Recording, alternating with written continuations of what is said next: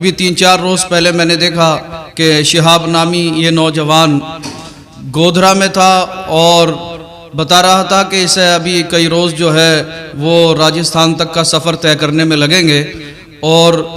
طرح طرح کی افواہیں بھی آنے لگی۔ وہ شہاب نامی نوجوان کہہ رہا تھا کہ میں ابھی گودھرا میں ہوں اور مجھے تقریباً 5 دن جو ہے وہ راجستھان تک پہنچنے میں لگ جائیں گے، لیکن سوشل میڈیا پر دیکھا جا رہا ہے، کوئی کہہ رہا ہے کہ شہاب بھائی پاکستان پہنچ چکے ہیں، پاکستان کے پورو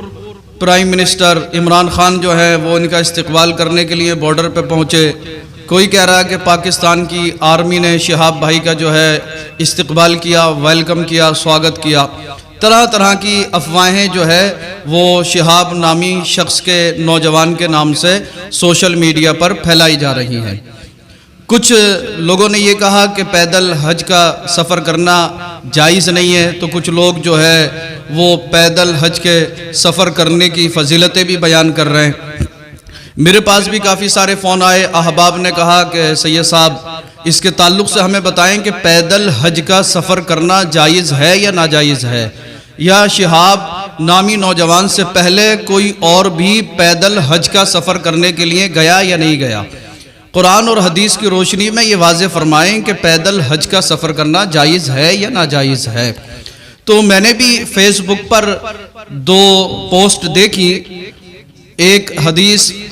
یہ تھی کہ حضرت عقبہ بن عامر رضی اللہ عنہ کے تعلق سے حدیث وائرل ہو رہی ہے، حدیث بالکل صحیح ہے، بخاری شریف کی حدیث ہے۔ حضرت عقبہ بن عامر رضی اللہ عنہ روایت فرماتے ہیں کہ میری بہن نے یہ نظر مانی کہ میں پیدل چل کر حج ادا کروں گی، اور مجھے حکم دیا کہ میں نبی کریم صلی اللہ تعالی علیہ وسلم کے دربار گوہربار میں حاضر ہوں اور سرکار صلی اللہ تعالی علیہ وسلم سے یہ دریافت کروں، اس کے تعلق سے معلوم کروں کہ میری بہن نے یہ نظر مانی ہے کہ وہ پیدل چل کر حج ادا کرے۔ تو میں جب سرکار کی بارگاہ میں حاضر ہوا، حضرت عقبہ بن عامر رضی اللہ عنہ فرماتے ہیں میں نے سرکار کی بارگاہ میں عریضہ رکھا تو سرکار صلی اللہ تعالی علیہ وسلم نے ارشاد فرمایا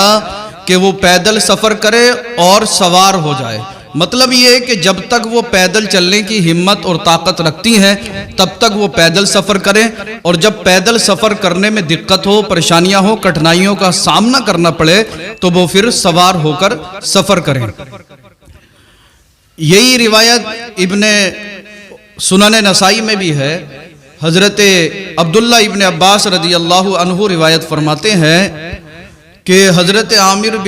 عقبہ بن عامر رضی اللہ عنہ جو ہے وہ سرکار کی بارگاہ میں حاضر ہوئے اور عرض کیا یا رسول اللہ صلی اللہ تعالی علیہ وسلم، میری بہن نے یہ نظر مانی ہے کہ میں پیدل چل کر حج بیت اللہ کی سعادت سے سرفراز ہوں گی۔ میری بہن جو ہے وہ پیدل حج کرنے کی منت مان چکی ہے یا رسول اللہ صلی اللہ تعالی علیہ وسلم، اور اس نے مجھے آپ کی بارگاہ میں بھیجا اور فرمایا کہ سرکار صلی اللہ تعالی علیہ وسلم سے اس کے تعلق سے معلوم کیجئے۔ تو اللہ کے نبی صلی اللہ تعالی علیہ وسلم نے ارشاد فرمایا کہ اگر وہ پیدل حج کا سفر کرنے کی طاقت رکھتی ہیں، پیدل چل کر حج کا سفر کر سکتی ہیں تو وہ پیدل چل کر ادا کریں، اور اگر پیدل چلنے کی طاقت نہیں ہے تو جتنا پیدل چل سکتی ہیں پیدل چلیں، اس کے بعد وہ سوار ہو جائیں اور قربانی کریں یعنی دم دیں۔ دوسری حدیث حضرت انس رضی اللہ تعالی عنہ روایت فرماتے ہیں، یہ بھی سوشل میڈیا پر کافی تیزی سے وائرل ہو رہی ہے۔ حضرت انس رضی اللہ عنہ روایت فرماتے ہیں کہ اللہ کے نبی صلی اللہ تعالی علیہ وسلم نے ایک شخص کو دیکھا کہ 2 نوجوان اسے اٹھائے ہوئے ہیں اور وہ چل رہا ہے دونوں کے سہارے سے۔ اللہ کے نبی صلی اللہ تعالی علیہ وسلم نے ارشاد فرمایا کہ اس کا کیا حال ہے؟ تو اس کے دونوں بیٹوں نے کہا کہ یا رسول اللہ صلی اللہ تعالی علیہ وسلم، یہ ہمارا والد ہے، ہم اسے اٹھا کر اسے سہارا دے کر چلا رہے ہیں۔ سرکار نے فرمایا ایسا کیوں؟ ان دونوں نے عرض کیا یا رسول اللہ صلی اللہ تعالی علیہ وسلم، ہمارے والد نے یہ نظر مانی کہ میں پیدل چل کر حج کا سفر ادا کروں گا، پیدل چل کر میں مکہ المکرمہ پہنچوں گا اور حج بیت اللہ کی سعادتوں سے مالا مال ہوں گا۔ اللہ کے نبی صلی اللہ تعالی علیہ وسلم نے ارشاد فرمایا کہ جب یہ شخص کمزور ہے، پیدل چلنے کی طاقت نہیں رکھتا، تو اس نے یہ نظر مانی اللہ اس کے پیدل چلنے سے بے نیاز ہے، اس سے کہو کہ یہ سوار ہو جائے اور قربانی کرے یعنی دم دے۔ اللہ اکبر۔ حضرات یہ بات واضح ہے، ان دونوں حدیثوں سے یہ معلوم ہوتا ہے کہ پہلی جو تھی وہ عورت تھی، وہ بھی پیدل چلنے کی طاقت نہیں رکھتی تھی۔ دوسرا شخص جو ہے وہ ضعیف ہے، کمزور ہے، لاغر ہے، وہ بھی پیدل سفر کرنے کی طاقت نہیں رکھتا تھا۔ اسی وجہ سے اللہ کے نبی صلی اللہ تعالی علیہ وسلم نے دونوں سے فرمایا کہ سوار ہو جائیں اور دم دیں یعنی قربانی ادا کریں۔ تو ہرگز اس کا یہ مطلب نہیں ہے کہ اگر کوئی پیدل چلنے کی ہمت و طاقت رکھتا ہو، پیدل چل کر وہ مکہ المکرمہ تک پہنچ سکتا ہو یا مدینہ منورہ تک کا سفر وہ پیدل طے کر سکتا ہو، راستہ پر امن ہو اور توشے کا انتظام ہو، کسی طرح کی کوئی دقت پریشانی اسے راستے میں نہ ہو، تو بلا شبہ جائز ہے کہ پیدل چل کر حج کا سفر ادا کرے۔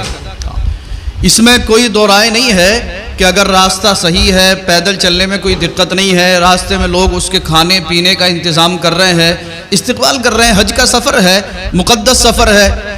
بیت اللہ کے حج کے لیے جا رہا ہے، تو مصافحہ کرنا،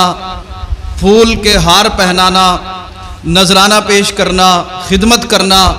اور اس کا استقبال کرنا جب وہ حج کے سفر پر جا رہا ہے، بھئی سرکار فرماتے ہیں نیت المؤمن خیر من عملہ، مومن کی جو نیت ہے وہ اس کے عمل سے بہتر ہے۔ اب کچھ لوگ کہہ رہے ہیں کہ اس کی نیت جو تھی وہ فیمس ہونے کی تھی، اس کی نیت جو تھی وہ مشہور ہونے کی تھی، شہرت پانے کی تھی۔ بھئی غیب کا علم تو اللہ ہی رکھتا ہے، عالم الغیب بالشہادہ اللہ رب العزت کی ذات ہے، تو اللہ اور اس کا رسول صلی اللہ تعالی علیہ وسلم بہتر جانتا ہے کہ اس کی نیت کیا ہے۔ لیکن